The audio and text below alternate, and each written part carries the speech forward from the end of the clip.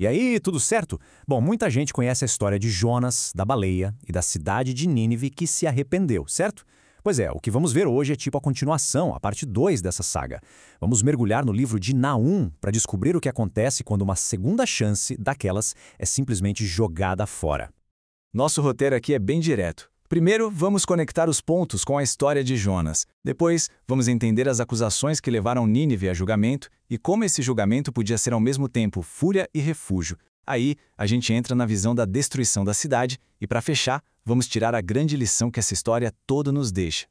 Ok, para a gente entender Naum, a gente precisa voltar um pouco no tempo. Mais de 100 anos antes, Nínive recebeu a visita do profeta Jonas. E essa visita parecia ter mudado tudo. Parecia. Com Jonas, a gente viu uma mensagem que levou ao arrependimento, e a cidade foi poupada, um verdadeiro milagre. Só que 150 anos depois, chega Naum, e o tom da conversa é completamente outro. Dessa vez não tem mais oferta de misericórdia, não. O que tem é a certeza de um julgamento inevitável. E aí, claro, fica a grande pergunta no ar. O que foi que mudou? Como é que uma cidade que recebeu um perdão tão grande agora estava de frente para a aniquilação total? A resposta é dura, mas é simples. Aquele arrependimento todo não criou raiz, foi superficial. As gerações que vieram depois esqueceram completamente a lição e a cidade mergulhou de volta no que ela fazia de pior. Crueldade, opressão, idolatria. Nínive voltou a ser um império do terror, e a paciência divina, bem, ela tem limite. Isso nos leva, por assim dizer, direto para o tribunal. A profecia de Naum é quase uma peça de acusação formal, listando ponto por ponto os crimes que selaram o destino da capital da Assíria.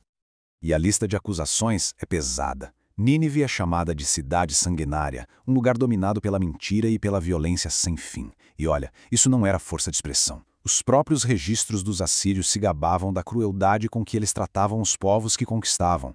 A maldade deles tinha simplesmente transbordado. O texto bíblico é cortante. Esse trecho de Naum 3:1 pinta o retrato de uma cultura inteira construída sobre a base da mentira e da pilhagem. Não era um desvio de roda, era a identidade da cidade. Agora a gente entra numa parte fascinante, que é o coração desse livro. Ele nos mostra que a justiça divina tem dois lados. Para alguns, ela vem como fúria, mas para outros, ela é um refúgio. E aqui vem a grande ironia da história. O nome do profeta, Naum, em hebraico significa conforto, compaixão. Ué, como assim? Como um livro que anuncia uma destruição tão terrível pode, ao mesmo tempo, trazer conforto? É que essa dualidade é a chave de tudo. O mesmo Deus que é descrito como um vingador cheio de fúria contra Nínive, o opressor, é apresentado como um refúgio, uma fortaleza para o povo de Judá, que era a vítima. Ou seja, a notícia da destruição do agressor era, na verdade, uma notícia de libertação e esperança para os oprimidos. E agora a gente chega na visão da queda. E Nahum não se limita a dizer que Nínive vai cair. Não, ele descreve a cena com detalhes quase cinematográficos, como se estivesse assistindo a tudo de camarote. Para dar ainda mais peso à profecia, Naum usa um exemplo bem recente para a época. Ele lembra os ninivitas da queda de Tebas, a grande capital egípcia, que também parecia invencível. A lógica era, se aconteceu com eles, por que não aconteceria com vocês? E a história se encarregou de mostrar que ele estava certo.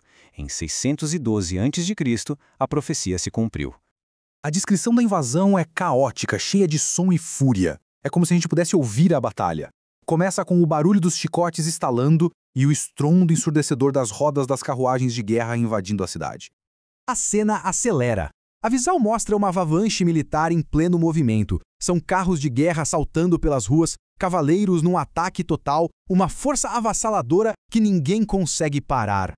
E o resultado dessa fúria é brutal. O texto descreve uma cidade que virou um cemitério a céu aberto, com tantos corpos pelo chão que os próprios invasores tropeçavam neles.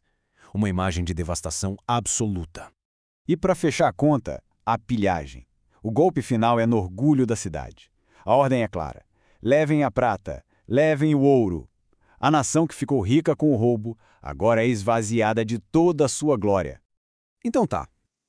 Depois de uma história tão sombria, qual é a lição final que fica?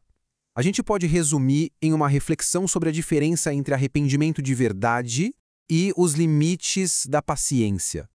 Aqui a gente vê o passo a passo da ruína de Nínive. Começou com uma misericórdia imensa, mas o arrependimento foi só da boca para fora, passageiro. A maldade virou a identidade da nação, e o coração dele se endureceu a tal ponto que não tinha mais volta. E esse versículo que encerra o livro é um dos mais impactantes. Essa chaga incurável não quer dizer que Deus não quisesse mais curar. A questão é que Nínive rejeitou o remédio tantas vezes e de forma tão teimosa que a ferida se tornou incurável por escolha própria. No fim das contas, a história de Nínive nos deixa com essa pergunta no ar. O que eles sentiram na época de Jonas foi um arrependimento de verdade, aquele que muda a gente por dentro, ou foi só um remorso temporário, um medo da punição? É uma linha muito tênue e uma lição que com certeza ecoa até os dias de hoje.